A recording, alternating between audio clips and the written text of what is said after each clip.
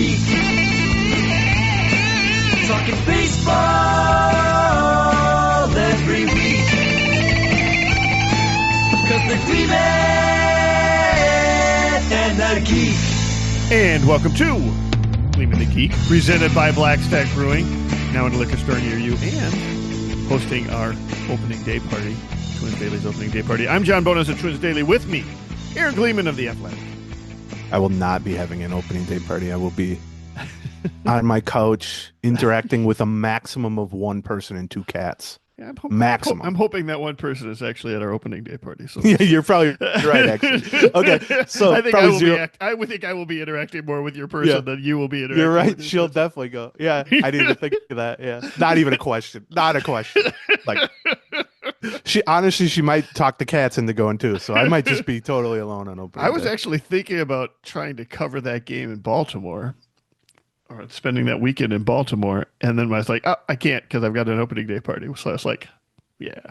Are you? This goes to my theory that John is on the run from something. Just so people know, literally just drove back from Florida, Fort Myers, a 3-day drive, right? Right. You got home last night. About 7:30, yeah. And now you're like, could I go to Baltimore? Yeah. Well, I understand the coverage, the beat reporter coverage in Kansas City is going to be pretty slim. Yeah. Most of the beat writers, I don't think, maybe none of the beat writers, usual beat writers are going to be in Kansas City. So I thought, well, that might be a good opportunity for me to just go and have barbecue. Have some barbecue. Shocking. Yeah. Yeah. Okay. So, like we said, John's back from Fort Myers. I've been back for Fort Myers for what, 2 weeks almost. We're also now less than 2 weeks from opening day. We're recording this Friday. Yesterday was the exact 2 weeks from opening day, Twins opening day in Baltimore against the Orioles, March 26th, which is a very early opener. And then, like you said, they go to Kansas City after that. Of note, as soon as John basically crossed the border back into Minnesota, it started snowing. I think so too, yeah. Let's note that after being pretty nice for the last several weeks, honestly. Yeah, we brought the cold weather back with us from Florida when it was not cold at all in Florida. So, yeah, I always explain to Becky why when I do go to Fort Myers for a couple weeks or whatever, why I always choose to go immediately in mid-February as opposed to like mid-March. Part of it is because the access is better and there's different situation for covering them and stuff. But part of it is I will die in mid-March there. Yeah, and I looked. There were a few days where it was like 90. Yeah, and it's gotten hot this week in there. And I heard we were listening to a lot of the games when we were driving back on the radio. It was 88 degrees or something in Hammond Stadium. And it's also, this is the time of the year where you get, every day there's some sort of rain shower. Right. Like either at sunfall or sunset or at about mid-afternoon, you're going to get a rain storm at some point. It's just because it's so humid, you can't help it. Yeah. So, hey, have you ever, speaking of the drive back and rain, have you ever been in a place where when you are raining, it's raining so hard that you are like, you can't see while you're driving? Yes. Yeah. Yes.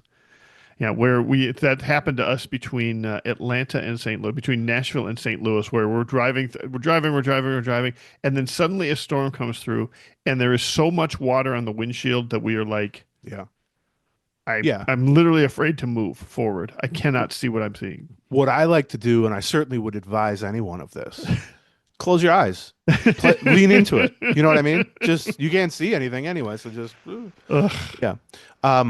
But you made it. That's the important thing, John. We did make it. As far as we know, you didn't injure anyone else on the highways. As far as you know. So that's good. 2 weeks until opening day. As far as law enforcement knows. Yeah. Well, you're on record here now talking about it. So anything that you say can and will be used against you in a court of law.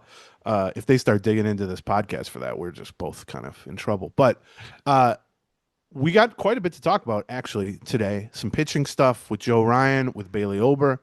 We got a little more clarity, I think, because we're just getting close to the finish line here about some of the roster battles, of which there are quite a few, actually, more than most years, I would say. Yeah, for sure. At least from our, subjective view. But before we get to that, we just pressed go like 30 seconds before hitting record on this, on a new deal heading into the season. If you want to sign up for the Patreon podcast, and what the Patreon podcast is, if you enjoy this show, we call this show the Friday Free Show. That's right. The Patreon podcast, if you don't like waiting a week or sometimes 2 weeks between Friday free shows, we do at minimum 2 episodes per week, usually Mondays and Wednesdays, but it varies a little. And sometimes we do 2, 3, 4, however much the news dictates, exclusively for Patreon subscribers at patreon.com/Gleeman, Patreon, patreon.com/Gleeman. Great time to sign up. Especially if you want to sign up for the whole year, because right Yes. now we have a discount of 20% on annual memberships. Yes, which is only the second time we've ever offered a discount on the annual membership. Right. That's right. And so essentially you sign up for the year, which means you get the full season and into next off season, and 20% off, which is basically 2.5 out of the 12 months for free. That's right. Yeah. You and basically so- sign up for the season, you get the off season for free. Yeah, essentially like that. And this deal works for new subscribers, returning subscribers, and it also works if you're an existing subscriber and you're on a monthly plan now. You can go into your membership tab and just switch from monthly to annual. Make sure you click the annual; it'll kick in the 20%, and you can join us all season. If Well, you you've got to enjoy use this the show code. now, You've got to use a code though for this one. This one is Twins 2026. yes, Is this use one? the code This is- Twins 2026 when you sign up or switch to the annual membership, and you'll get 20% off. You can ride with us into the season, all season, into the off season. I cannot guarantee it will be a winning season, but I will sit here today and guarantee that it will be an interesting season. Yeah, and for I said sure. the same thing about last year, and people laughed at me. And boy, was it Minnesota interesting. Yes, last it season. was. Yeah, the best part is Mondays. For the Monday show, we recap the entire weekend series. So if you've been watching the weekend series, you want to talk about it a little bit, what you saw. That's a really good show. Then Wednesdays, we'll either often have a special guest, or we'll do a mailbag, or we'll catch up on important news. It also has, if there's an emergency signing or something, the trade deadline, the big rumors, a big injury, we have the emergency podcast that we have where we'll jump on that night, that day, as soon as we can, to the detriment of our employers sometimes. We we will jump on. Who are your immediately. employers? Well, I've got business partners. Sure, We're yeah. wondering what's going on. Rosa? So yeah, that's right. Yeah, to the detriment of our spouses. How about that? We will immediately left. I think this last season I left a happy hour dinner with Chrissy. I was like, oh, our little romantic dinner is going to end now because I'm going to go because I don't even remember who got traded. Yeah. So anyway. Patreon.com/Gleeman. Click over or sign up for the annual deal. You get 20% off using the code TWINS 2026. One word, TWINS 2026. Super easy. Okay. We would love to have you join us, because if you like this show, you can get 2 more of these a week, basically. Commercial free, we should note, and a lot more in-depth stuff. And like you said, we've been ramping up our guests. We had Derek Shelton on recently. We had Matthew Leach from MLB.com on recently. We'll be doing more of that during the season. And we're only offering this until first pitch of the right. opening day. We should mention that there's Yes. a deadline on this. So As soon as Joe Ryan, maybe, who knows? We'll talk about that in a second. Yep. Delivers that. Well, actually, it won't be. It'll be whoever's starting for the Orioles. Whoever delivers that first pitch for the Orioles, I can't even think who it will be. The deal will shut off. So between now and the first pitch opening day, Twins 2026, sign for the annual sub on Patreon. Okay. So speaking of Joe Ryan, this isn't official, I don't think, but it sounds like basically tonight begins the knockout stage of the WBC, the World Baseball Classic, and Team USA, by the skin of their teeth, got by. They're matched up against Canada tonight. Justin Morneau, by the way, on the coaching staff for Canada, and I think Jordan Balazovic pitched them into the really? How cool. quarterfinals. So if Team USA loses to Canada tonight, they're just done. So none of this matters.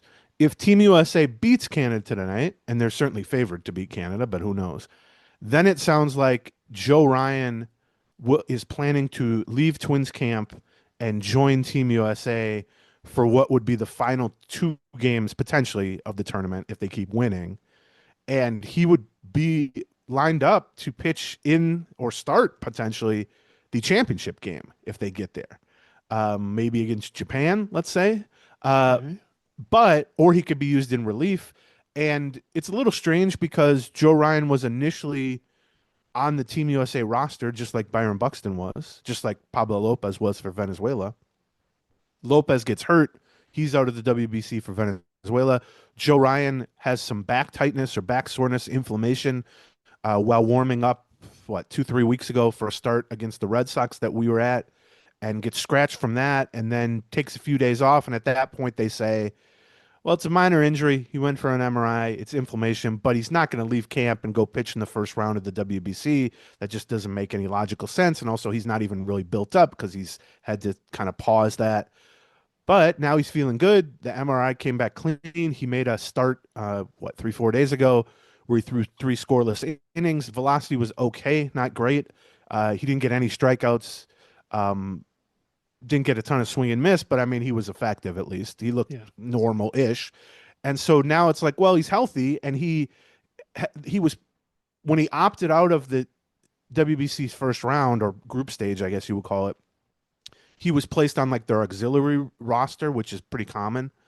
And what we've seen is whether it's Tarek Skubal for Team USA or several other pitchers, they're really only kind of signing up to make 1 or 2 appearances and then head back to their team's spring training. And so the Team USA pitching staff has had sort of a line change here where they've lost several of their best pitchers and a couple of relievers. They've been replaced by guys from the auxiliary roster. And it sounds like if they win tonight against Canada, Joe Ryan will be part of that. And, I don't know how he'll be used or if he'll be used at all, but I assume he would be lined up for that championship game if they win 2 more here, which is kind of interesting. It's a little tricky from the Twins' point of view, especially given that he's only started once. Right.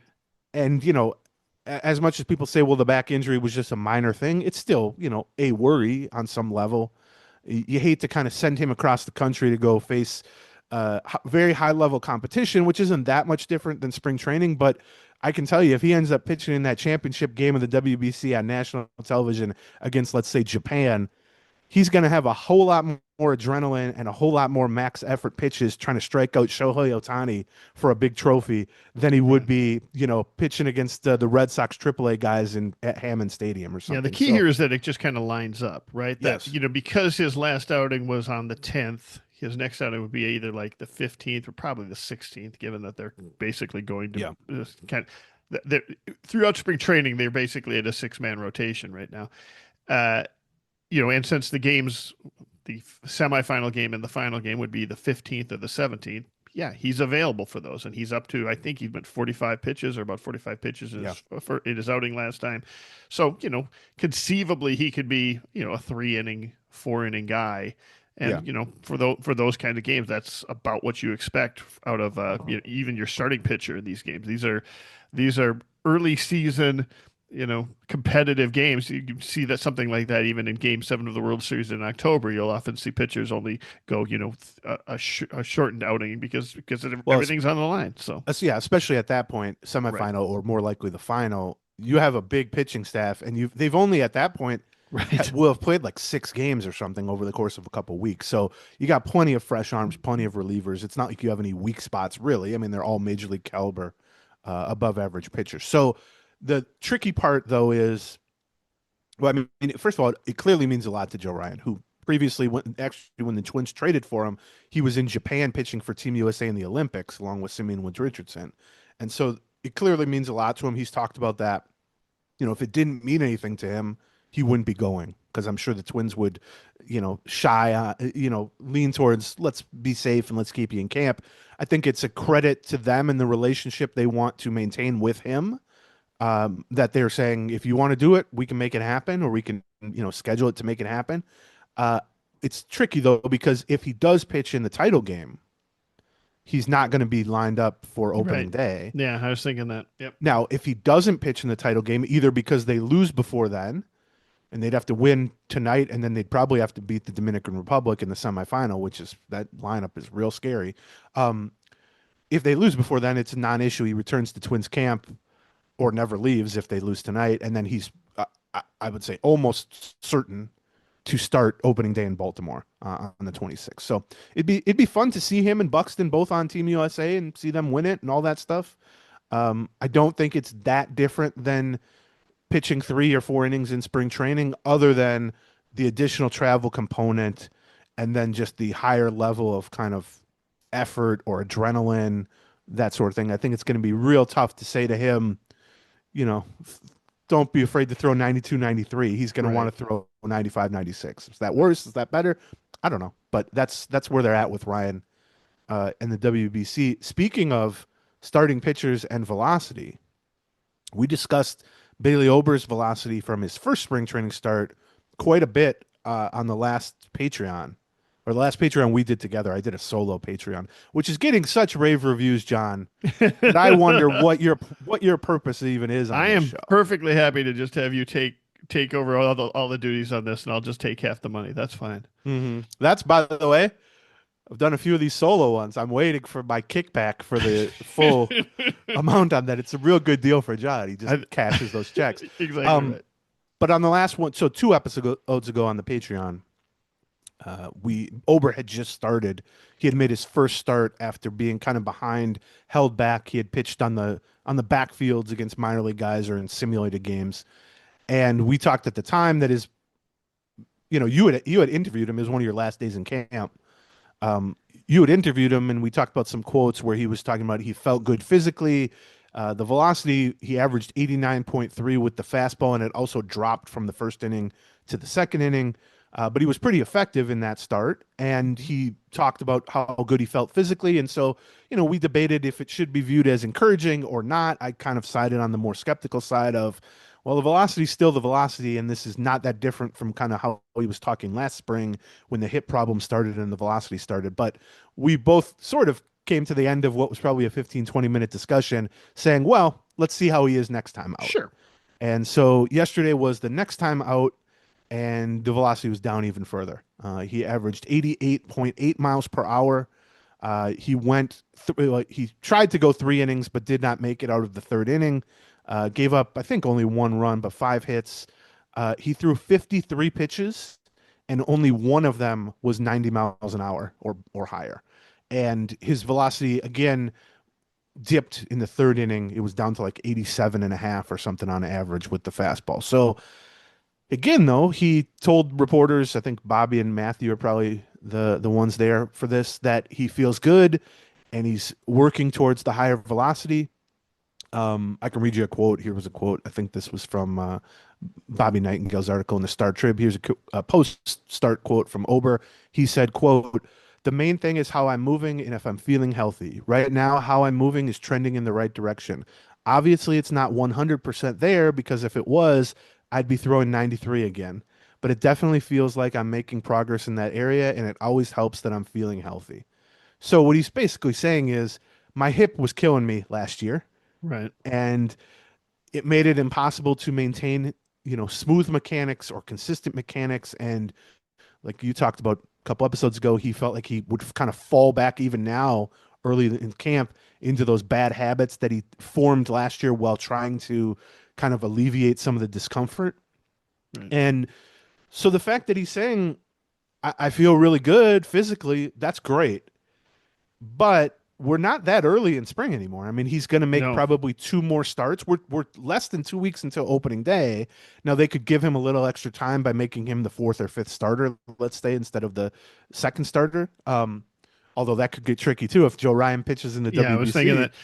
I was taking a look to see when he would line up could he line up for opening day if Joe Ryan can't, and it's a little tricky. Yeah.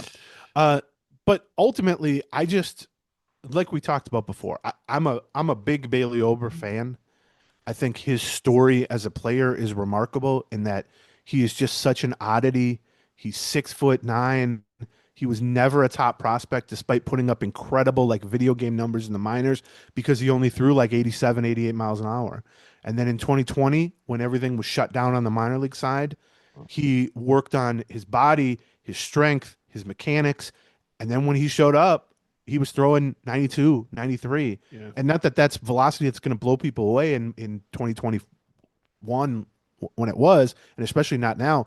But that was such a jump in terms of the juice that he had compared to what he was in the minors, but he still had the ability to pound the strike zone, to paint the corners, to change speeds, to work. I mean, he's just a very smart cerebral pitcher, and being 6'9" with the release point much closer and just kind of a unique angle also helped him. And he put together 3 or 4 really good years. I feel like he was pretty underrated relative to some of the other starters that the Twins had. He was one of their more consistent, solid starters with, 3-something ERAs, good win-loss totals, all that stuff. And then last year, started having some hip problems right around this time, and the velocity dipped in camp, and a lot of the things he said then were, well, I'm not too worried, I just got to get back. But then he actually had a decent April and part of May, but the strikeouts were it felt like kind of Right. smoke and mirrors a little bit early on, and that's what turned out to be the case. And he ended up with a 5-something ERA. He was shut down in July. He just never, after mid-May, never looked right. And it was mechanical, it was hip problems, it was velocity being down. His command then was all out of whack because of the mechanics. And the thing I've kind of harped on, and it's not, like I said, I mean, I'm incredibly impressed by him as a player, what he's done. I also just think he's a great dude. He's super smart. I like that he's willing to sort of give information about his struggles with this stuff. So I'm not, believe me when I'm saying I'm not rooting against him, but the fact that he didn't sort of fix the hip with any sort of procedure, and I'm not saying everything needs a surgery, but then you take the offseason off, and he talked about building up strength and working on mechanics and, trying to get the hip right. Shows up to camp, the velocity is still inconsistent. They have him throw in the backfields instead of starting some early games. Then he gets into a game a week ago, velocity's kind of Then he gets into a second game, velocity's down a little. I think if we separated kind of what we want to happen, like sort of selfishly, I would like to see Bailey Ober healthy and thriving for the Twins' sake, for his sake, all that stuff. With what is actually happening, I think this is very worrisome to me. And I know you're not quite at that level yet, but I mean, you're 2 weeks out from spring training and Yeah. you got a guy who can't hit 90 miles an hour. Yeah. I mean, the question here is whether he just needs more time to develop the velocity or whether or not it, it is the fact that he is pain free at this point, or claims he is pain free at least, right? Is it enough that is that a good enough sign that we can continue to expect him to sort of, basically he's where he should be by middle of February, but by middle of April, he'll be like where he should have been by middle of March. Do you know what I mean? Like Right. it will be just a little bit behind in terms of that. The fact that it went down from one outing to another, it's a little bit worrisome. The fact that it's dropping, after the, first inning, second and third inning is worrisome in that whatever it sort of implies there's a strength component going on here. It's not a matter of getting there's velocity moves up or down. It tends to move up when the body gets a little bit looser. You see pitchers' velocity go up during games a lot of the time. Their first couple throws are not generally their fastest stuff. This sort of suggests there's a strength component, or that I'm not saying in your arms or your elbow, but maybe in your hip or your torque or something like that is affecting him as the game goes on. He did have like 7 or 8 swing and miss pitches. He did have a fair number of, how many strikeouts did he? He gave up 5 hits. He only had 2 strikeouts in the 2.2 innings, something like that. I mean, the problem basically is, even for people who are not that big of believers in the importance of velocity, which I think the data on that is pretty steadfast, that kind of every mile an hour you add, all things being equal, you're subtracting 10 points of batting average from the opposing hitter or something like that. But clearly there are pitchers, it has always been the case. It's maybe less now than before, but there are pitchers, Ober has been one of them for his career, who can not only succeed but thrive throwing several miles an hour below average, which at this point, average for a starter is probably 94, 95. Average for a reliever is probably 95, 96 or higher. So if he were throwing 92 right now, or even, 91 to 92, something like that, consistently above 90, I'm fine with that. I mean, he's smart enough. He has good enough command. He has good enough off speed with the changeup. I mean, he knows how to pitch. I'm not questioning whether he can succeed with lower than average velocity. I'm questioning whether he can succeed with like bottom of the barrel, one of the lowest velocities in the league. And that it's not because of Ober. If anybody can do it, it's Ober. I just don't know that anybody can really consistently do it. And we saw him try to do it last season, and it was a struggle, man. I Yeah. felt bad for him. On almost after every start, he's standing up there answering questions, and you can just see physically, emotionally draining for him to battle through this, and the results just weren't there. And you take the off season to get right, and I'm sure he worked his ass off, to strengthen the hip and work on his mechanics. That's not in doubt.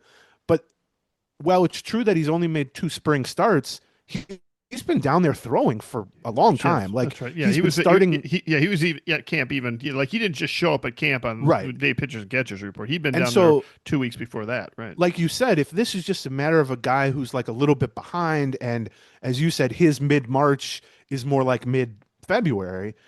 Well, yeah, except he was there in early February throwing. Right. So I mean, and we, he even talked about how they sort of pause some of those plans even on the backfield because his mechanics and his velocity were up and down, even out of sight, out of mind against minor leaguers and simulated games and stuff. So I don't know. This is a real worry, and obviously it's especially worrisome because you've already lost Pablo Lopez for the season. You're already going to be leaning into some pretty young, inexperienced starting pitchers for at least 3 of the 5 spots in the rotation, and the rotation, as we talked about this with Derek Shelton. The rotation is the closest thing they have, or at least had, prior to the Lopez injury as a strength. But that relied on, first it relied on having that veteran trio of Lopez, Ryan, and Ober. Well, now you're out Lopez for the year, and now even Ober doesn't really look like himself.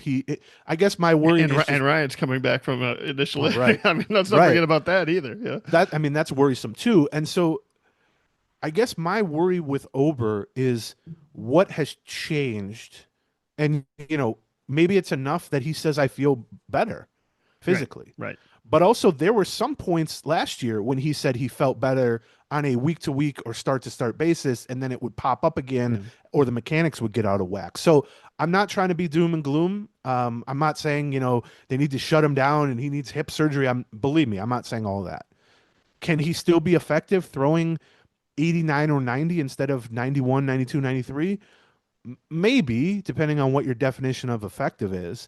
Right. But can this rotation be a strength if he's throwing 89 instead of 92? And I just have real worries about that on an individual level and on a rotation level. One of the data points that maybe works in the favor of looking at a full recovery is he says, it was a surprise for him to get to camp and not see the velocity because he had seen the velocity in the offseason. Like in January, he had been throwing 90 miles per hour, right? So I think he's kind of working, and I think the Twins are probably working on the assumption that, we were there. We just have to kind of get back there. Like, this is a setback. We've seen it before. Now, and that's not an insignificant data point when you're talking about this particular narrative in terms of a challenge of it. To me, the velocity is what percentage of the velocity is a cause and what percentage of it is an effect. That's the thing. I mean? It's not the velocity itself. It's what the velocity means and is connected to. Is it a symptom or is it a cause? Or the answer, of course, is both. Clearly you'd be a better pitcher with more velocity. Right. The question is to what level does that velocity have to be? Derek Shelton talked about it one of the post games after Bailey. He's like, he needs enough velocity to miss the barrel of the bat. Right. Just enough to be able so that's not quite, because the rest of the stuff is where, a lot of those swing and miss strikes that he had yesterday, they're almost all change ups. I mean, they're five change. And that's the thing too. People will say, well, if you have such great off-speed stuff and such great command and control, do you really need velocity? And you can mitigate the effect of velocity by being a really polished, smart pitcher with good off-speed stuff. But the problem is that it's not accurate. You got to keep them honest. You got to keep the batter honest. Well, they can't be sitting on a changeup, right? There's that part. Whereas, you have to at least be able to test them, push them with some level of fastball that doesn't just get absolutely hammered. But then beyond that, it's not accurate to just say sort of on its own, the changeup is a great pitch. The changeup is a great pitch because it is playing off of his other pitches. Right. And the moment at which the fastball is no longer effective, then to your point, they can wait more on the changeup. But then there's also just a timing component of if your fastball's 92, there's a bigger separation, both in terms of just how quickly you have to swing, but also in terms of visually how the brain is tricked. And that's a big part of pitching, is just convincing the batter's eyes and brain that something else is being thrown, or that it will end up in a different spot, and at the last minute it moves. Well, if you're throwing 88, there's not as much separation, between the fastball and the changeup and other pitches. So yes, it's seemingly clearly a symptom of the hip problems, and in turn the mechanical issues that come from that. Right. But then, as you said, it's also causing the ineffectiveness. Right. Now, it's sort of the middleman. Like the hip is really causing the ineffectiveness, but in the middle there, it shows in the velocity Right. going That's down. right. And so Yeah. that's my worry, is like, okay, it's I guess good that at some point in camp his velocity was better than it is now. But to me, that suggests either he's lost some level of strength in that hip, or there's some level of degradation physically that isn't recoverable, or isn't easily recoverable without surgery, let's say, or his mechanics are still struggling, or he's still struggling to get his mechanics consistent because he's having to deal with a physical issue that is, putting a speed bump in there, let's say, literally. And so, yes, it's good that he shows up and he says he's throwing 90. It's not good that on a, outing by outing basis that comes and goes, and now we're 5 or 6 weeks later and he's throwing 88. So yeah, I don't know. I feel like I worry we're making too much of this. Yeah. But also, let me put it this way. If this was just this spring, I mean, actually go back and listen to how we talked about it this time last year, where it was a new issue for him, when we were saying all this stuff, but it was like, well, he'll be fine. He'll ramp up, blah, blah, blah. Well, he never was fine. He never ramped up. It was a disastrous season for him. And the fact that there's no thing you can pinpoint to fix it other than, hey, I'm going to take time off and I'm going to work on my mechanics and I'm going to strengthen this, which he did. But then that's what worries me, is like, now you're back and we're just having kind of the same conversation. But the fact that it's a second straight year makes me less willing to just go, I'm sure it'll be fine. So I am genuinely worried about this. Hopefully he goes out in his next start and he throws 90, because I'm not, by the way, all I need to see is him hit Right, 91, yeah. Well, 92. I'd even say just seeing a trend up as opposed to a trend Yes. down would be a big difference. You know what I mean? If he would have come out this time and said, well, he had only 5 or 6 pitches over 90, but overall it seemed a little similar to last time, but maybe even a little bit higher, we'd be like, okay, yeah. I mean, that's a sign that he's building up, as opposed to fighting against some sort of mechanical or physical problem that's getting worse. So Yeah. So that's I hate that this is a storyline to watch for the second spring in a row, but unfortunately it is. Before we get to some other stuff, let's talk about our presenting sponsor, Blackstack, which, as you said, Twins Daily and you are going to have an opening day party. that is right. We'll be March doing there'll be 26th. lots and lots of details on that on Twins Daily over the next week and a half or so on. But bottom line is, show up there at 2:00 on Thursday, week from Thursday, and we're going to be having the big Twins game on TV. We're going to be watching the Twins beat up the Orioles, hopefully. Maybe see Joe Wright on the menu. But I can guarantee you one thing: you're going to be drinking good beer while you're there, or THC beverages and such. I think they've still got those there as well. So you can also do that just from your home. You can do that by going to your local liquor store and checking out the local 755 New England IPA, the Slopes Pilsner, the Pull Tabs Pale Ale, or their strawberry rhubarb sour that they've got at your local liquor store. But yeah, show up at the Twins Daily opening day party, because they've got even more on the taps there, and they've got also more on the liquor store there. They have new releases every week, but it's one of the largest tap rooms in the state of Minnesota. It's a former Spam can factory. They've got extensive beer selection. They offer hard seltzer cocktails and smoothies and root beer that they brew themselves. So, even if you're not a beer drinker, I think you're going to have a great day at the opening day party. And they've also got a 190-inch big screen to watch the Twins, and we'll be doing, I don't know, events and giveaways and all kinds of stuff just to celebrate the return of the baseball season. So ask for Blackstack at your local liquor store, or enjoy a beer on tap at their location, and take a 4-pack home with you. If you mention the code word Gleeman and the Geek, you'll get $2 off a 4-pack at Blackstack Brewing. Okay. this is just sort of a one-off little topic here, but the Vikings signed Kyler Murray officially yesterday. And we're both football fans. We're not going to like try to Sure. dive into this from an analysis standpoint.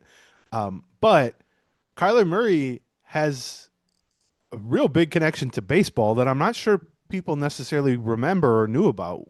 So when he was at Oklahoma winning the Heisman, I believe, and was the number one pick football, he played one full season for the University of Oklahoma baseball team too. And he hit 300 with 10 homers and a 950 OPS in 51 games as a 20-year-old at that point. And the Oakland A's drafted him ninth overall in the 2018 draft after basically that one full season. Plus, he had played a few games as a freshman, I think, but or as a whatever sophomore. I think he transferred, but ninth overall. And I remember even at the time, and I went back and read some of the articles and stuff about it at the time.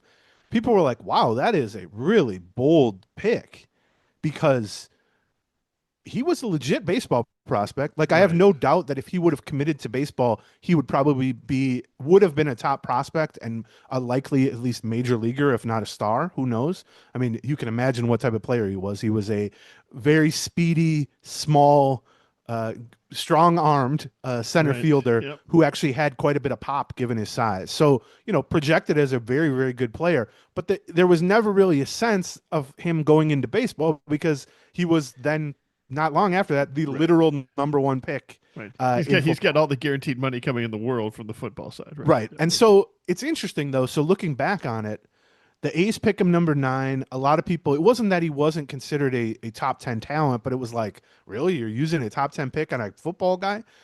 They signed him for $4.7 million as a signing bonus, the A's did. But he never played professionally for them. And at some point, he returned most, or I don't know, all of the signing bonus, but the A's still hold his baseball rights, I think, in Okay. perpetuity. And they were asked the other day if what their reaction would be if he said, "Hey, I want to play baseball." And I think David Forst, who's their GM, said, "Well, we'd be open to it. I mean, we've let his representatives know over the years, like, Right. we're into it. If he's into it, you just let us know." But the thing is, I think, maybe from a health standpoint, football was not the right choice. But from a making money standpoint, it's definitely the right choice because he's made like over $100 million already. Right. He's getting paid what 40 million or something from the Cardinals, and that's what enabled the Vikings to get him for nothing essentially. But he got the But you don't have to learn a playbook in baseball. right, and you don't have to, You can just play video games all day. Yeah. Everything. He's into. Yeah. And you also don't have to be a 5'9" guy getting smashed into Well, by that's true, 350-pound people. Right. But it's interesting though, because this is one of the things that baseball, I think, struggles with when trying to lure athletes from other sports, whether it's like when they're very young or even when it's like coming out of high school when a lot of guys are dual sport and they're deciding baseball, football, or baseball, basketball, that sort of thing. You get a decent payday if you're a baseball first round pick. Like I said, he was the 9th pick and he got $4.7 million, which is paid immediately. Sure. He got $35 million as the number one pick in football. And I think even a second round pick in football is probably going to get similar to, $4 million or something. But the real difference comes in how your salary or your earnings grow in baseball, which is that regardless of how high of a draft pick you are and how much money you get up front, you then go to the minor leagues and you just earn, $1,200 a month in low A or whatever it is. And even at triple A, you probably are making $70,000 or $80,000. And I'm not saying that's some horrible salary for a, 7 or 8 month a year job. Sure. But meanwhile, in the NFL, even if you're a second round pick or something, you're making millions of dollars per season right away. Where baseball catches up is if you get to 4, 5, and especially 6 or more years of service time, then the baseball free agency is guaranteed money. And if you're a star, you're signing for $150 million, $200 million, which is, a lot more than just sort of a normal star is going to get in terms of guaranteed annual money in football. But it's hard to convince someone Right. to pass up, and the NBA is similar, of like the immediate chance for a payday versus Well, if you're good for 5 years, then you Yeah. get an even bigger payday. More with baseball. reward, but a lot bigger risk. Yes. Yeah. Right. Yeah. And so I think that's the struggle. Here was my final thought on this. He's going to be living in Minnesota now anyway. How about he becomes the right-handed hitting outfielder that I've been banging a Sure. drum for the Twins to Sure. get for There the you last go. 5 years? Sight unseen. He can play for the You minimum like for the him over Twins. Eric Wagaman? Well, he's a little faster than Eric Wagman, but yeah, probably got a little bit better arm than Eric Wagman. So yeah, that was. I just thought it was interesting. I wonder if people even know the history of Kyler Murray. So yeah, maybe the Twins could swing a little trade with the A's for his baseball rights and try to maybe. I talk love him. that idea. Yes, let's do that. Get the Vikings involved while you're Oh, at they'll be thrilled with that. it. Okay, so beyond that, I do miss the days where we would be tracking whether or not Deion Sanders could make it back in time for a playoff game.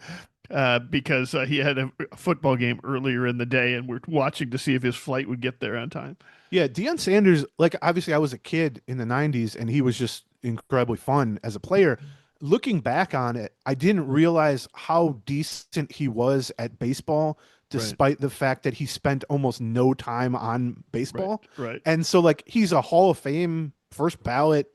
I think he's considered one of the, 10 best cornerbacks ever probably. Sure. And amazing return guy and all that.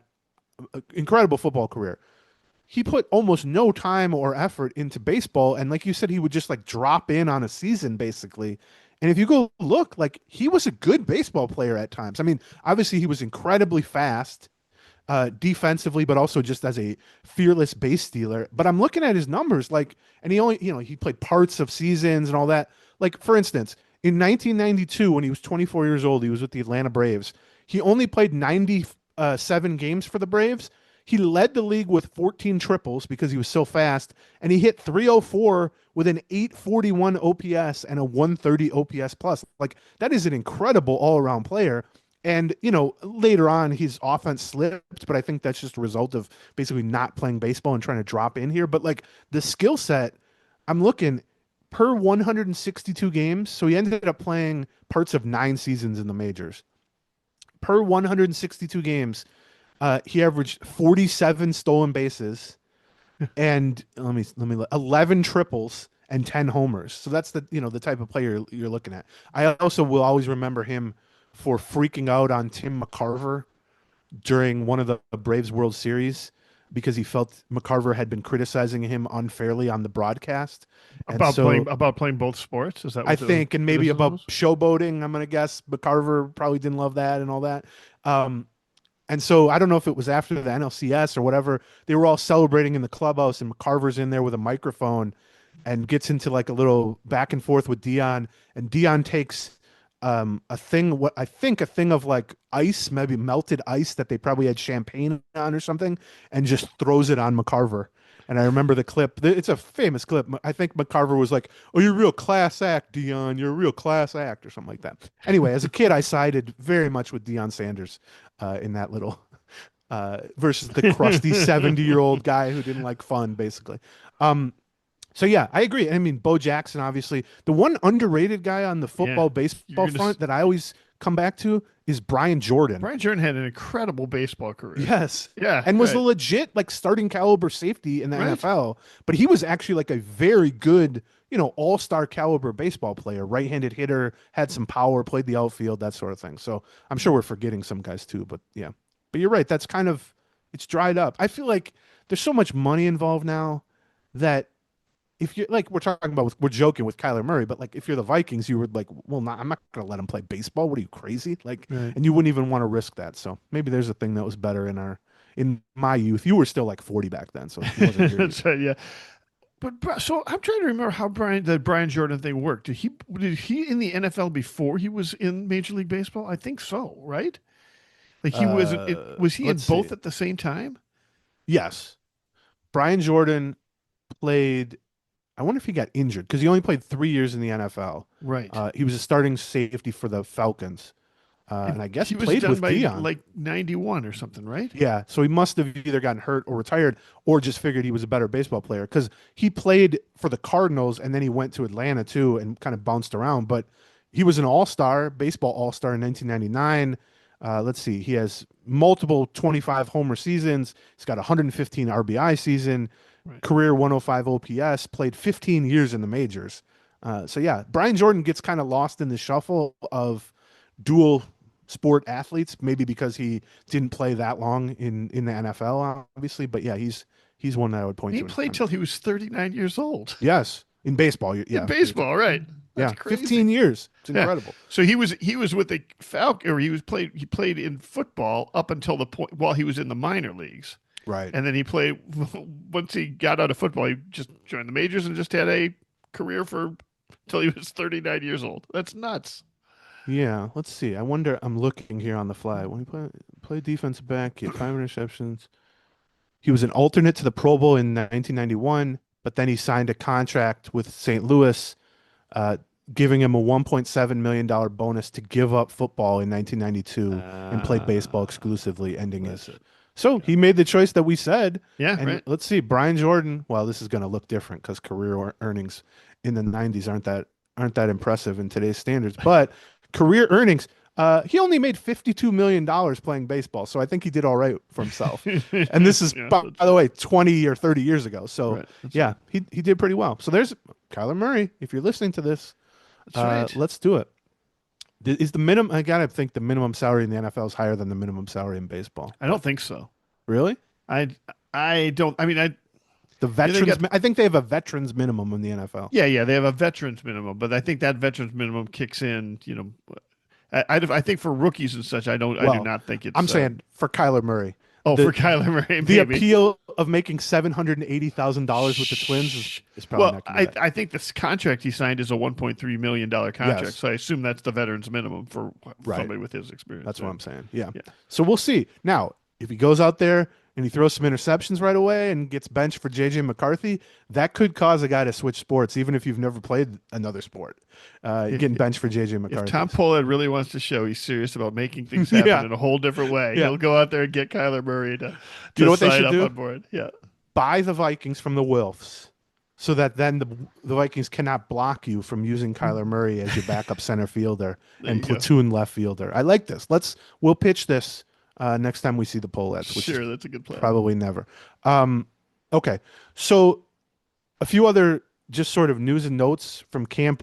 Like I said at the beginning, some of the position battles have gotten clarity a little bit, in part because of the injuries to the rotation, like we've been talking about for a few weeks already.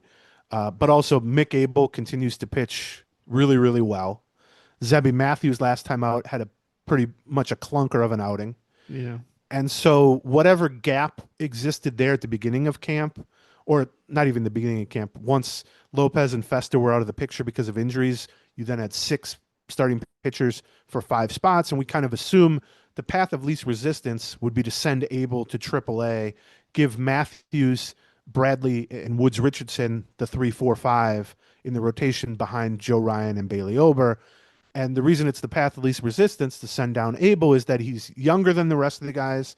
He has much less major league experience. He's only thrown 39 innings in the majors. He's been in the organization less than most of them.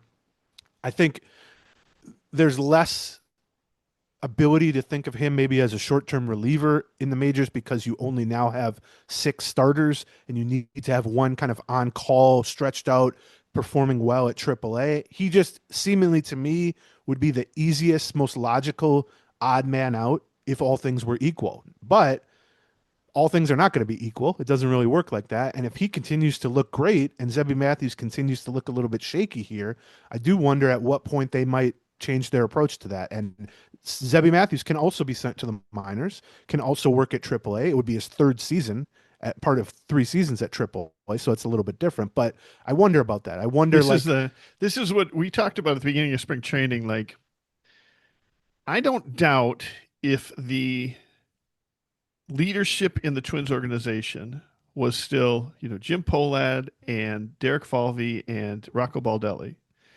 that I would probably make it a 90% chance that Zebby Matthews gets that last spot and Mick Abel with the odd man out right now, right? But I don't know about these guys, I mean, not that the Pohlad plays into it that much, but Shelton might, You know, I mean, I wonder how much Shelton might take a look and say, "Listen, I want this guy on the staff." Well, And here's and I'll add and, in I'll and add in another thing that might matter. If they feel pressure to win, right, yeah, like in the maybe, short term, maybe, yep, that could affect some. Yeah, yeah. I I mean, mean, in that case, maybe the Polad piece does play into it a little right. bit more, At right? least in terms of lip service given to that, because yeah, Sure, as you said, when the Polad change happened, when Baldelli gets fired, and then Shelton gets hired, and then when the shocking change from Falvey leaving and being replaced by Jeremy Zoll, on each of those levels, one of the things we talked about is like we've spent the last decade basically figuring out the preferences and types of right. moves That's and right. thought processes The tells. of Derek Falvey and of Yep. Rocco Baldelli and of some extent to Joe Poled and before that Jim Poled. It's possible the new guys think similarly. I would guess they do think at least similarly, but Sure. you are kind of learning on the fly. And I think both of us were like, this is kind of a fun thing to do. I mean, we went through this when they fired Terry Ryan. I mean, we had Terry Ryan, we had covered him for so long and seen so many off seasons and trade deadlines and read his quotes and all that. We could almost predict at the beginning of the offseason what they were and were not going to even think of. Right. And so then they changed to Derek Falvey, and it's like, well, it's a whole new world. And he ended up being very different in a lot of ways from Ryan, but similar in some ways that we didn't expect, I think.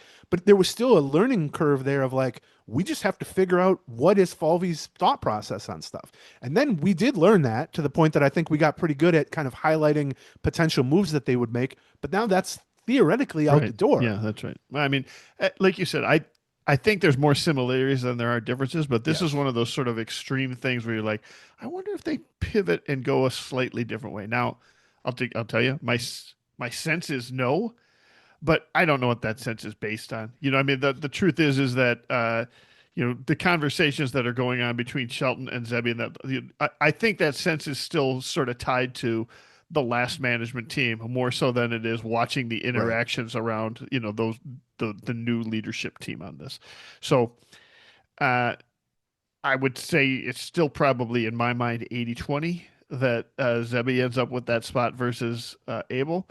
But I don't know. We'll see. It'd be interesting. I wish I also mentioned that, you know, Zebby's outing wasn't great, but Zebby also, you know, all the runs that were scored on there, a lot of those happened once he left. He got the first, and he came back for the second and third innings and did pretty well after that. So it was right, but he didn't. He literally didn't make it out of the first inning, which is not that's great. right. I mean, that's right. And his velocity was down from where it normally was, to a level, by the way, that Bailey Ober would kill for, but still down significantly. Sure, right. Yeah, and I think, you know, part of it is, in a weird way, the sort of sixth person, whoever it is, in that battle for 5 rotation spots has less chance to be in the majors because of the injuries to Lopez and Festa. Because if Festa and Lopez were still part of the group here, you'd have 8 guys instead of 6 guys. And I don't know that would increase the odds for Abel, but you might be in a situation where it's like, oh, well, we're going to put Festa and or Matthews, let's say, in the bullpen because we still have another guy who could be at AAA. Well, now that depth chart has shrunk down so much that you need the 6th guy because the 7th guy is Andrew Morris. And I don't know that you want to put him into the fire in April right away either. So I looked this up because I'm writing something about it for next week, but the idea of like how many starters do the Twins realistically need that they feel like they can count on, and it does vary season to season, but because of performance and or injuries, it's way more than 5 or 6. And so in fact, on average over the last handful of years, it's been closer to 10. And I don't just mean pitchers who literally started 1 game. That's going to be more than 10. But guys who started, let's say, 5 or more games over the course of a season. It has been 15 years since they had fewer than 7 guys start at least 5 games, not including the 2020 shortened COVID season. I buy that. So it's 15 years they've used at least 7, you know, semi-regular starters. And so I certainly would not expect that to change given this group and given some of the health concerns and the trade deadline issue looming and all that. And so you're going to need a 6th guy who is either going to be Abel or Matthews to begin the season. You're going to need a 7th guy, which is probably Andrew Morris. You're probably going to need an 8th, 9th, and 10th, which might be like Connor Prelip, Kendry Rojas, and then who knows after that. So it is relevant not just in terms of the opening day rotation, but I think even beyond that, even April, May, June, and beyond. So, and the other thing is Some of it depends on Joe Ryan's situation with the WBC and does his back feel good still 2 weeks from now? Some of it depends on the long conversation we just had about Bailey Ober and do they get to a point where they worry Sure. so much about him that they don't feel like he's ready to begin the season on the opening day roster, which changes things. And then everybody's got to make 2 or more starts now left in spring training without more injuries, which has been a struggle for them too. But I do think that Taj Bradley is locked in. I mean, I suspected that. We kind of hinted at that very early in camp. I don't think that has changed. I think they are very committed to him being in the rotation. Yeah. I think Simeon Woods Richardson is not locked in, but I think it pretty much should have a clear path to that, I barring agree. some disastrous outings. And so it really might end up just being Abel versus Matthews with the 6th guy, the loser of that battle going to AAA, and honestly, probably being called up at some point in April, Right. maybe early May, something like that. But yeah, it's an interesting that is the of the position battles, and we can talk about a few more of them. That's definitely the biggest, most impactful, most relevant one. I mean, I mean, given what Abel has done so far. By the way, he'll be pitching later today, so we'll get to see Yeah, one more updated. our from him. habit of talking about stuff I mean, right when it's I just about, excited. I'm just excited to see him pitch again or to see what he does yeah. or listen to it. Between the opportunity of maybe beating out Zebby, yeah, the opportunities of somebody else not making it onto the opening day roster, etc.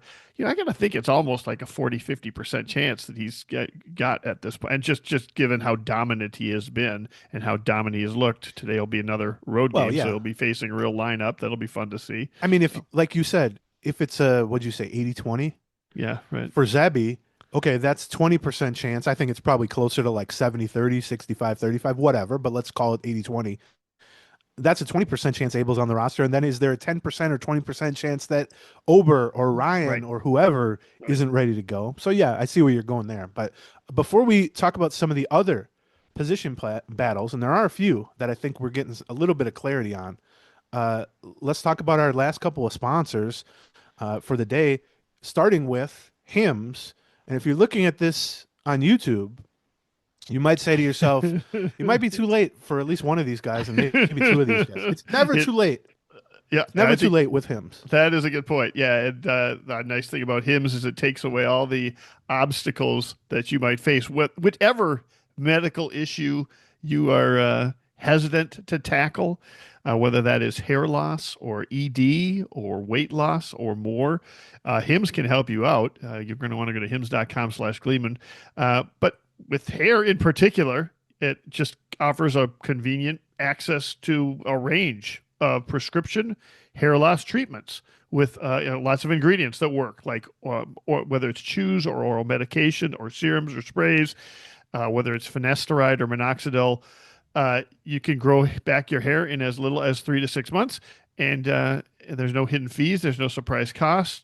You go to hims.com/Gleeman and you work with a doctor to get the prescriptions that you need to move forward on that. And it'll give you 100% online access to trusted treatments for real health concerns like hair loss, but also, for simple online access to personalized and affordable hair care for hair loss and ED and weight loss and more. Visit hims.com/Gleeman. That's hims.com/Gleeman for your free online visit. hims.com/Gleeman. Featured products include compounded drug products, which the FDA does not approve or verify for safety, effectiveness, or quality. Prescription required. See website for full details, restrictions, and important safety information. Individual results may vary based on studies of topical and oral minoxidil and finasteride. And our last sponsor for Yes, today is Prize Picks. that is correct. And basketball's going. College basketball's about to really ramp up, Whew. obviously. And then baseball's right around the corner. You can use Prize Picks. It's basically like sort of fantasy, but you're choosing more or less for individual or even team numbers. And so, and then you build a lineup from that. It can be as simple as you log on and you think, all right, how many points is Anthony Edwards going to score Right. tonight? And they'll say, 29 and a half. And you go, do I think he's going to get more or less than that? Let's say you pick more. You put him in your kind of fantasy lineup, and then you choose another one. Let's say you think, I don't know, somebody in March Madness is going to, score as a team more or less than 75. And you put that in your lineup, and you can build a lineup, and the odds change with each addition you make to that lineup. And then if you hit on it, you get paid real money and all that. Yeah, that's And right.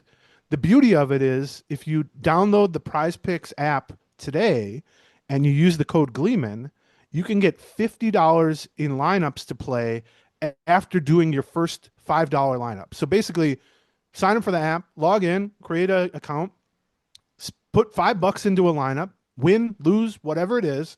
And once you do that, they will give you $50 to put in more lineups and keep playing. So that's the code Gleeman on the Prize Picks app to get $50 in lineups after you play your first $5 lineup. Prize Picks, it's good to be right. I should mention one more thing. The special thing they asked us to mention. Mm-hmm. March Madness is coming up, and so they also sometimes on Prize Picks have these special, easy ones that you can pick.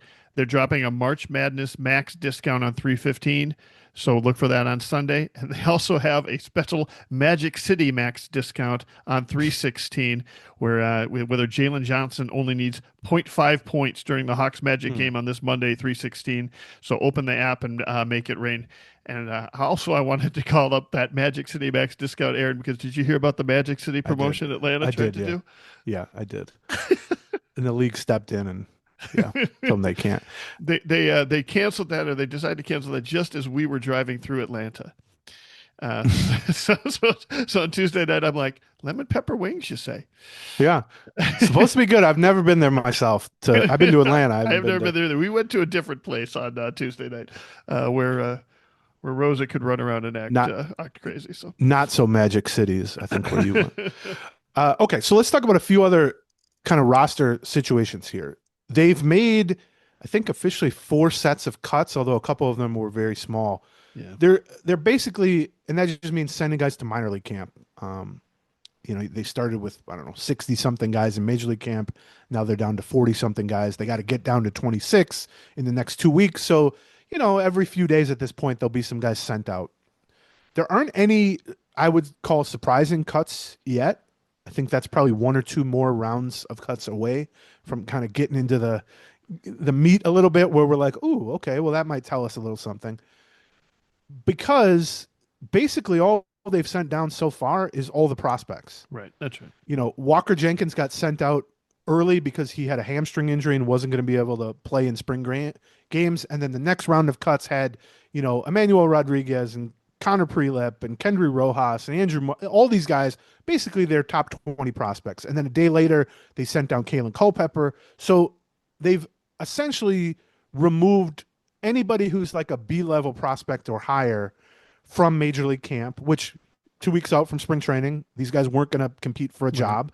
So and also minor league camp is fired up. So Yes. the minor leaguers are playing games versus each other now. So they have opportunities to play games out there as well. Also they need some of those innings and so on to play some of their own players that they're actually had a real chance of making the team.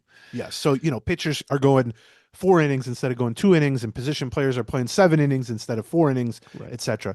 If you've ever thought to yourself, I would love to watch a AAA game between the Twins AAA guys and the Red Sox AAA guys, you are in luck. They're playing one every day, basically, that's right, on the backfields, either at Hammond Stadium or JetBlue or whatever it's called. They've shrunk the pool of players in camp, but I can't really point to one guy who's been sent out yet that I thought had a realistic chance of making the opening day roster. So beyond that, though, like we talked about, Taj Bradley continues to look very good. Outside of the rotation, we've seen Liam Hendricks pitch now 2 or 3 times in games. Yeah. And his velocity, if not for Ober's velocity, Liam Hendricks' velocity would be a big talking point too.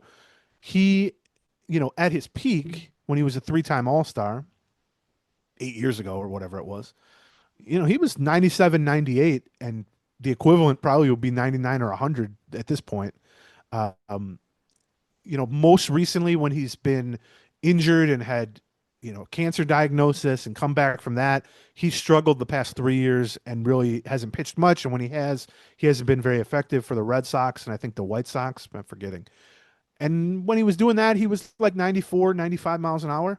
And I think talking to people earlier in camp after they brought him in, it seemed like that was the range of velo that they were trying to get him back to. Like if he can get to, 94 to 95 consistently with the fastball, that's a few miles an hour from his peak, but that's at least enough juice for his off-speed stuff to play, for him to be able to overpower some hitters with velocity, et cetera, et cetera. And I will say he's largely been in that zone now for Yeah. his spring outings. And he was delayed taking the mound in a game because he was working much like Ober on the backfields, trying to ramp up a little bit.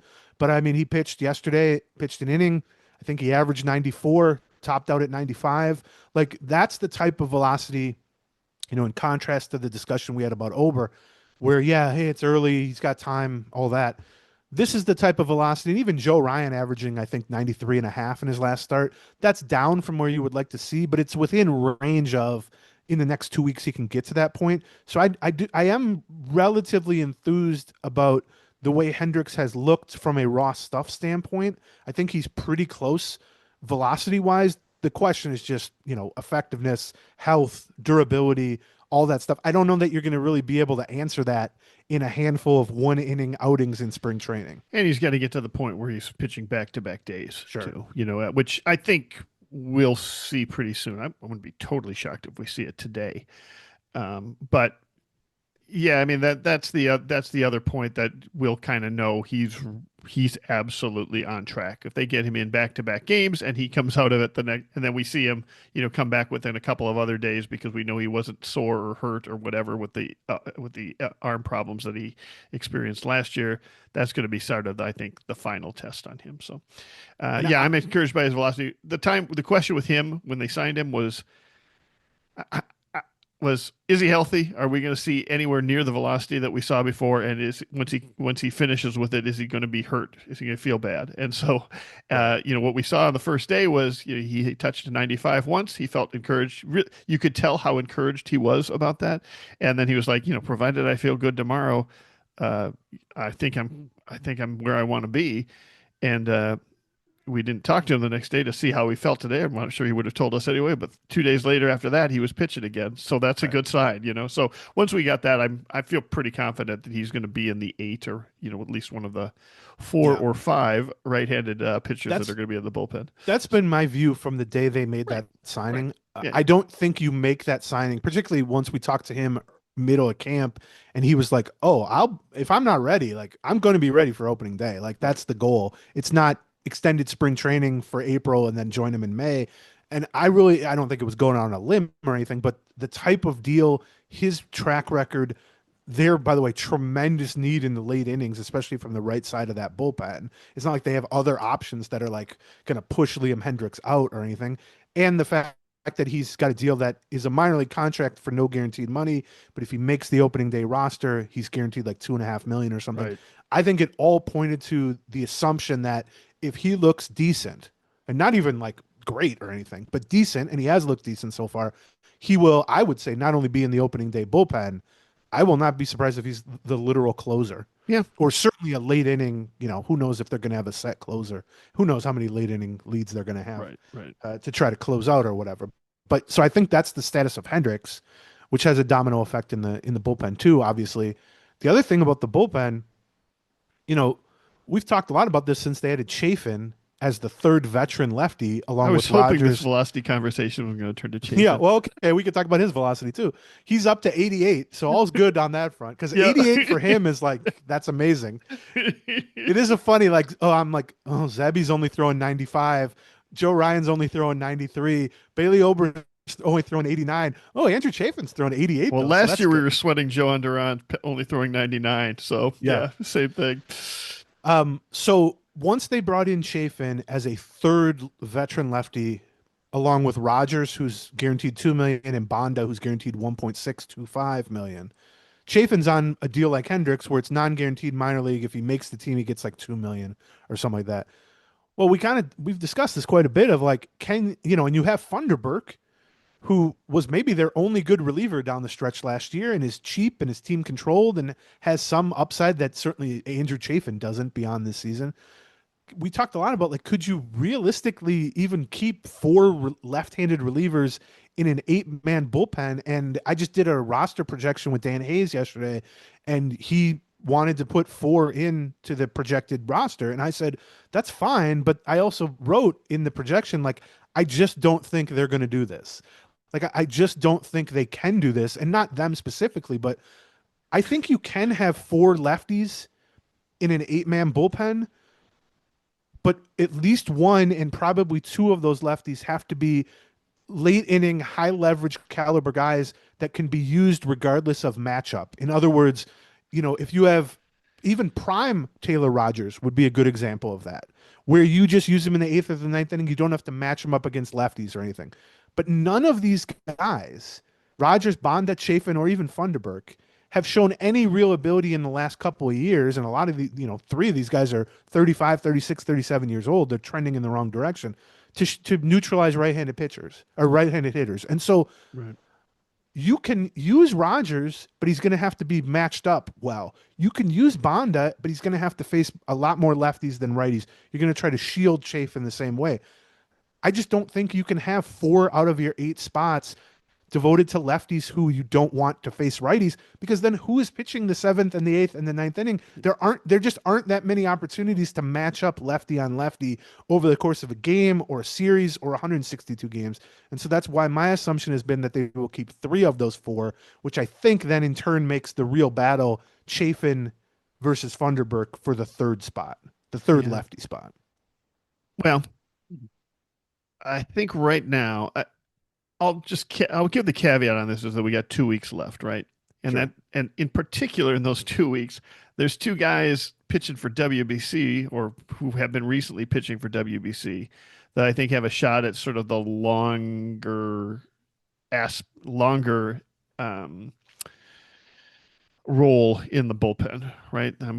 Maybe Bowman, who's been pitching for Israel, right, and Altavilla, maybe. In some have in there, and he's pitching for Italy, and we'll see Bowman back now because Israel didn't make it to the knockout stage. I think Funderburk's got a real shot at getting the long role right now in there, and I'm not sure he necessarily should, and I'm not sure if he makes it, if that means that they think, well, we've got to get rid of one of the other 3 lefties. Right, because the crunch sort of is like Chafin and Banda more so than it is Funderburk and Chafin. Banda, more so than those 2. And in that, those guys, I think in their minds are more short 1-inning lefty guys. Yes, and you can get away with so's Rogers. Rogers. Well, no, I agree. I think in their mind, though, Rogers is more than that. Rogers is maybe more of a high leverage-ish type guy, right? Okay, and so in their minds, we've got the one high-end leverage guy. We don't care about the handedness of him. We've got the one swing guy. We don't care about the handedness of him that much either. And we've got 2 lefty specialists, more or less lefty specialists, which is we can get away with.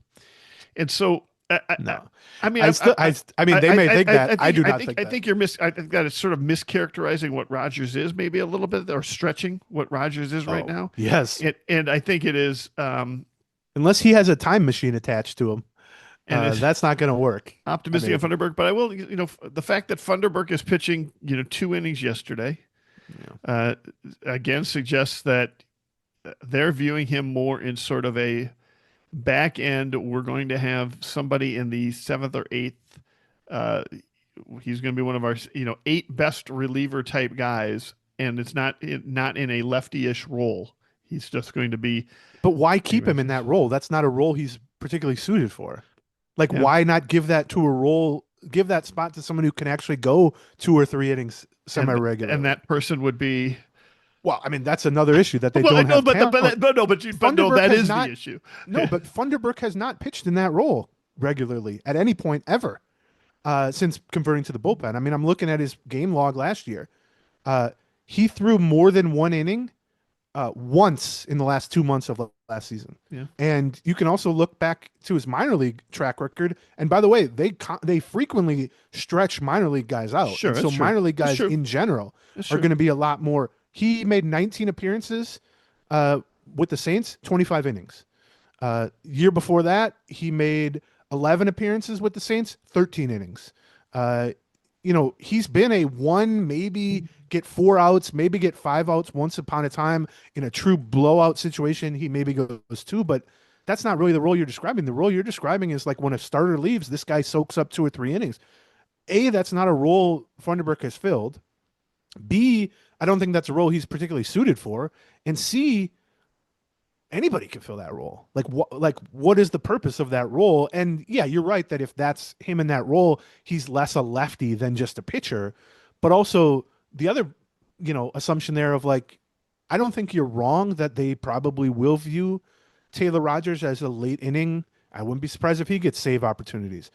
But that's like saying one of us has to be the best looking guy on this podcast. Like, Sure. you know what I mean? Like that's not. Yeah. I get you. I'm just saying. I think if you, I'm trying to take a look at who is, or I'm just trying to remember off the top of my head because I don't have how many innings everybody has pitched in games recently, right? But I'm trying to think like who do they have that right now they're thinking to themselves, oh, this is going to be the guy that's going to take 2 or 3 innings at the back of the bullpen. We'll put him out there for a few. Now maybe they wouldn't. Maybe they would just throw him 1 inning into a spring training game and then have him do 2 innings in the bullpen to stretch out his pitch count or something like that. But I'm not really seeing it. I'm seeing what, so it feels to me like Funderburk is one of the guys available for that role. And the other name I was hearing is Bowman as another person that might Sure. do that. So maybe there's the right hander, so maybe that's the easy decision. And he's just out of mind because he has been, not in these games. So I guess what I would say is like, yeah, you can find ways to get 4 lefties into this situation. Right. Like you said, you can take one of them and turn them into a long reliever, and you can take one of them and turn them into the 8th or 9th inning setup/closer. And then by the way, you still have 2 lefty specialists, which is going to be hard to find regular work for in general. That's, I guess, the way you could do it, except I think Rogers will be very unsuccessful if asked to pitch like the 9th inning because there's going to be spots where he just faces 3 right-handed hitters in that spot. Are you suggesting our bullpen's undermanned there? Well, beyond that, I'm suggesting that is not giving the undermanned bullpen any opportunity to not get their brains beat in. You know what I mean? Like, these guys need to be matched up, these lefties specifically. And that's fine. It's less fine because, to your point, there isn't guys capable of taking the late inning role. Somebody has to. Right. But also, you're then not to take 2 of the 4 guys, put one in a long relief role that he's not exactly, well suited for, and the other in a high leverage role that he used to be well suited for, but that ship has sailed along with his fastball velocity. Well, then it's like, now you got 2 out of the 4 guys in bad roles for them, and you still got the other 2 guys that you're trying to find matchups for. And to what end? So you can have 4 lefties because I don't know. So yeah, no, bigger picture. By the way, I don't think anybody is lower on their bullpen than me. Like, I think their bullpen is going to be horrendously bad. Like, I've written that, I've said that. I came away from spring training, my 2 weeks there, even more convinced of that. If Hendricks is good, that changes it a little bit. But like, I think they are undermanned. I think they lack sort of like the position player side. They got too many lefties who need to be matched up. They got not enough righties who are capable of doing much. So I get what you're saying on that. Like, you have to choose something at some point, and none of the options are great, which is a whole nother issue that they can be criticized for. But within that, you can't have half of your bullpen made up of guys whose handedness and late stage of their career skill sets almost demand being shielded from righties, right? Yep. And go through 6 games a week, 6 months of 162 games and find the work for them, because you'll be you'll be short on matchups for them that are favorable, and also then long on matchups where you just have to go, well, somebody's got to pitch this. Let's put one of the lefties in. And then that's going to make them look worse. Like, Bonda's going to look worse the more you force him to pitch out of his element, basically, I think. I mean, I'm with you that they are not, if they build the bullpen that way, they're going to be at best challenged, and at worst, almost deliberately putting some of their decent relievers in a worst possible position on a regular basis. I also just think taking a look at what they've got right now from the right hand side, and this is Sure. more about what the front office did in the offseason than it is what the coaching staff is doing right now. They whoever the fifth right hander is, and I'm not sure I even know who the fourth right hander is Yeah. in the bullpen right now. I think they like Funderburk better than whoever that person is right now. Right. You're basically saying that if the lefties are four of your best eight, then take him. Well, which I agree with that. Yeah, okay, sort go of. ahead. Yeah, right. But I think what I'm saying is, and by the way, I agree that they're supremely lacking in right-handed, right. capable major league caliber Right. relievers. I would argue they maybe have like 1.5 at this point, maybe 2.5 if you're really still believing in Justin Topa despite his rough spring. Right. But what I would say to that is, whatever concept of Funderburk or Chafin or Banda or Rogers you have in terms of like just where they would slot in quality wise, that is sort of built into that is an assumption that they will be used favorably. And if you're not using them favorably, either because you're slotting them into a high leverage role that they don't deserve at this stage of their career, or a long relief role that they're not suited for, or just you can't match everyone up against lefties, somebody's got to go pitch against righties.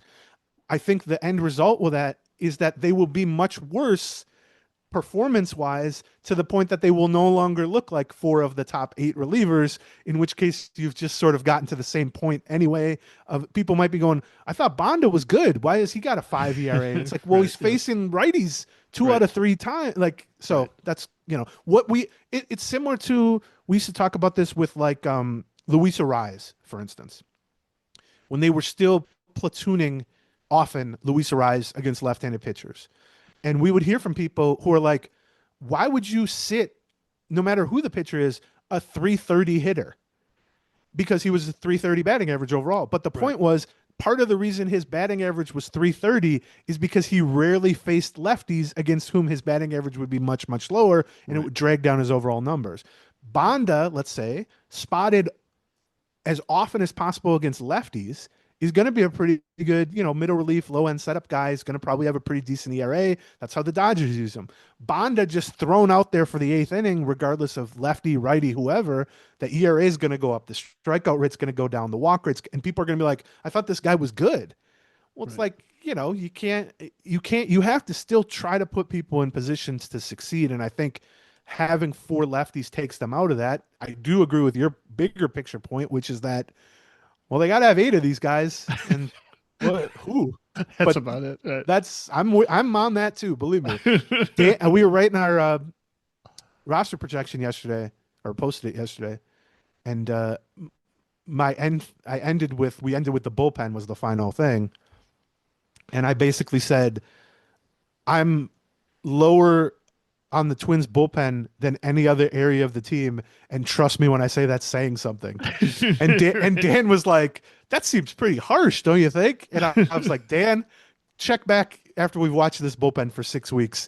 I'd love to be wrong, but so one other thing on the bullpen front, another lefty that we thought they might pursue at some point, Danny Coulombe, old friend, signed last night with the Boston Red Sox for a guaranteed $1 million major league contract. I'm not saying they should have brought in a 5th lefty, believe me. And I guess technically he's a guaranteed $1 million versus Chafin non-guaranteed $2 million. Okay. I certainly would rather have Coulombe than Chafin. Sure. You could maybe make the argument you'd rather have Coulombe than Rogers, except Coulombe's much more of an injury concern. But I mean, Coulombe was legitimately good for them last year. Sure, he was. Yeah. Now he got hurt in part because he was in a great role. Well, right. That's right. Yeah, right. It's part of it, especially with relievers. So I thought that was kind of especially with left-handed relievers in particular. Right. Correct. Yeah, that's right. Topa, like we said, has struggled, although the velo is pretty good with him. I don't really see them cutting him when they owe him 1.3 or $1.4 million. He's one of the 3 righties I'm pretty confident. Right. And if they cut him, then who's replacing him from the right? Yeah, they might be higher on Funderburk than their 3rd best right-handed. Right. Yeah, right. The other battle, we can just run through these real quick and then we'll shut up. But utility man battle, which is basically the backup shortstop battle, and then they'll be used in other ways because nobody is going to win that job if they're not capable of playing shortstop in the Twins' minds. Like being a good second baseman and a good bat or whatever, that's not going to get the job done because Brooks Lee needs a solid backup. And so it seems like that is essentially between Ryan Kreidler, who is on the 40-man roster and minimum salaried, versus Orlando Arcia, who is not on the 40-man roster and is on a non-guaranteed minor league deal, who also homered yesterday. I think his first homer in camp. Started at second base. Yep. Yeah, he's moved around quite a bit. Yes. And Kreidler's moved around quite a bit too. Well, Kreidler's moved around a ton. Yeah. Right? Well, he has more Except utility in the batting order. Right. Kreidler's played a lot of center field and a lot of outfield. So you can almost two birds with one stone. If he's the utility guy, he can also back up in some outfield spots, but also not to be too mean, but like I'm just not certain he's a major league caliber hitter. And I don't mean like a good hitter. I just mean I'm not certain he won't hit like 150 in the majors. He's a good defender. He's got good speed. He seems well regarded as a person behind the scenes. If he could hit at all, I think he would get this job.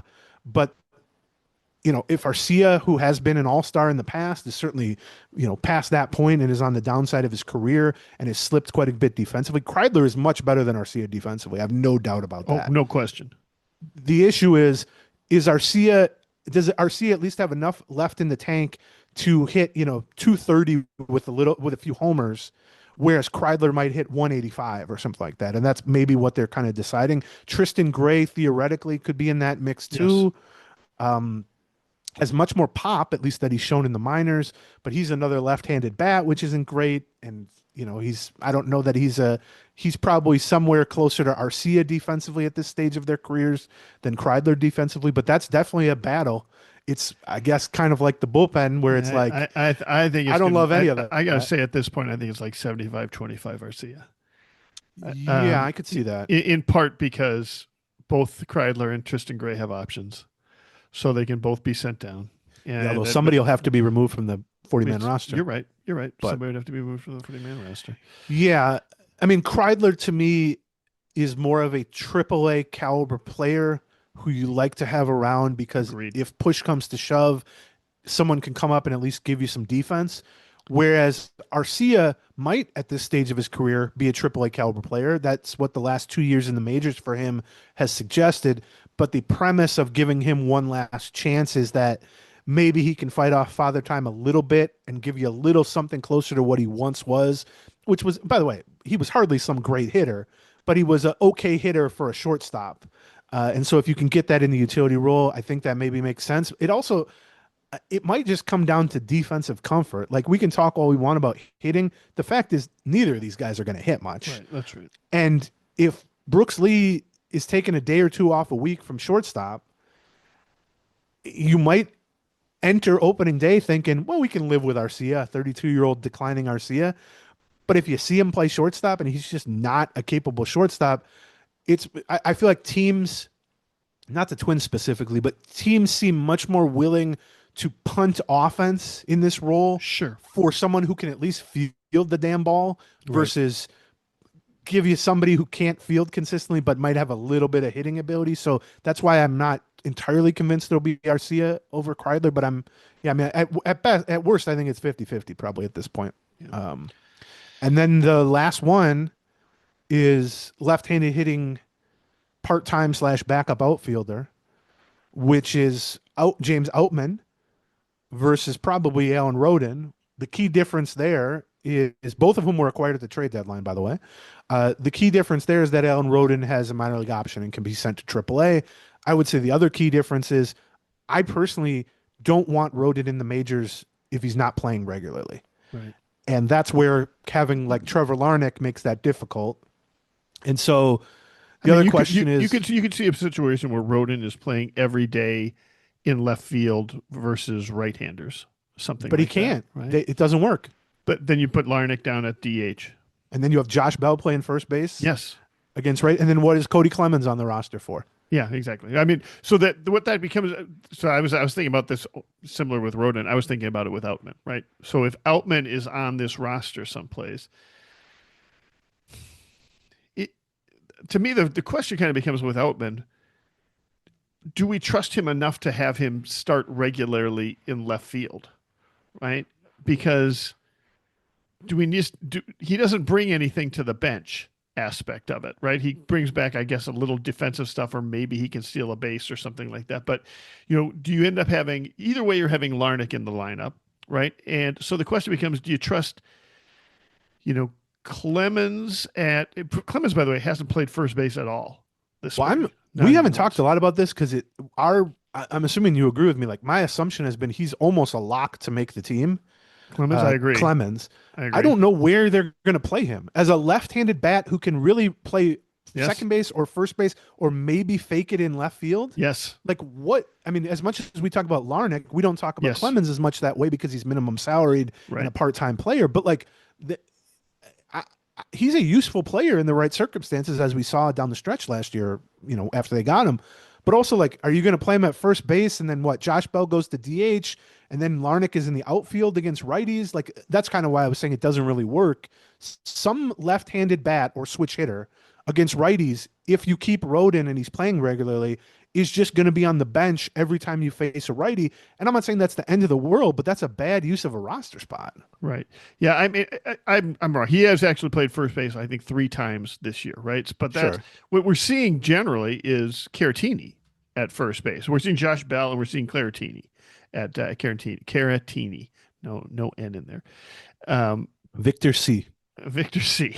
Go with that. But for the vast majority of his starts, let's see, 7 of his 10 starts in spring training have been at second base, and in fact, we haven't even seen him that much in the outfield, which is another place which he barely played the outfield the last 2 months for the Twins either. Yeah, I mean, you're right. For all the talk we have about this guy doesn't fit the roster, this guy doesn't fit the roster is weird. Clemens is looking more and more like the guy that doesn't necessarily fit a roster anyplace. It's I guess the way you would play him is, versus right-handers, he would be first base with Bell at DH. And except then Larnach's not in the lineup. And then Larnach's in left field, right? Right, and then Rodin's not in the lineup. Right. So what's the point of that? Then you've improved the defense Outman, at first. Well, Outman, I don't think they care about playing every day, nor should they. But yeah, I mean, they have 2 more left-handed bats than they would need or they could use. And it's not dissimilar from the bullpen discussion we just had about lefties also, which is like, you can play these guys. Like if Clemens is one of your 13 best position players or Rodin is, or Larnach, yeah, go forward with it. Except it's one thing to say, oh, they're on the roster. It's another thing to say, okay, now you're facing a lefty. How do you build a lineup? Well, you can't build a good lineup because you got a million lefties and they're all on the bench. Okay, well, now the next day we're facing a righty. We should really take advantage. We have all these lefty bats.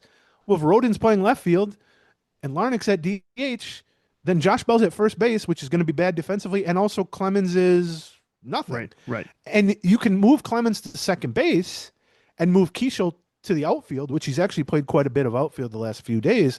But the problem with that is you can only play Clemens at second base against right-handed pitching. Right. In which case, moving the right-handed hitting Keishel to the outfield solves nothing because you have Rodin and Larnach and Wallner as your left-handed outfielders. So the pieces do not fit together. It really is like scarily similar to the bullpen, I think. That's what I was when we were talking about the bullpen. Yeah. It reminds me of the whole Twins bench situation. Here's the thing about Outman, though. If he's not playing every day, if he's just sitting around as a backup outfielder, a left-handed hitting backup outfielder, why have him in the organization other than like we want him around in case somebody gets hurt and we figure out he can hit again? Well, you know what I mean? Like, what is he bringing to the table? He can play center field once or twice a week when Buxton's not in center field. Yeah, that's it. I mean, that's what he's going to be versus right-handed, I guess. Well, if it's center field, he'll just play center field. But yeah, you would hope that unless Buxton's hurt, they would choose his days off against righties. Which, by the way, might be one of the reasons we've seen Rodin place a lot of center field. I mean, one of the benefits of the WBC this year is that we are seeing all 3 hit, those 2 and Martin right after. By the way, did you notice after we talked on the Patreon about Martin not making many starts in center field, he started 3 of the last 4 games in center field. Yeah. So good luck. So I mean, you can also start Outman occasionally against a righty in left field, but the idea Right. between him and Roden is Roden, you're going to want to start against every righty.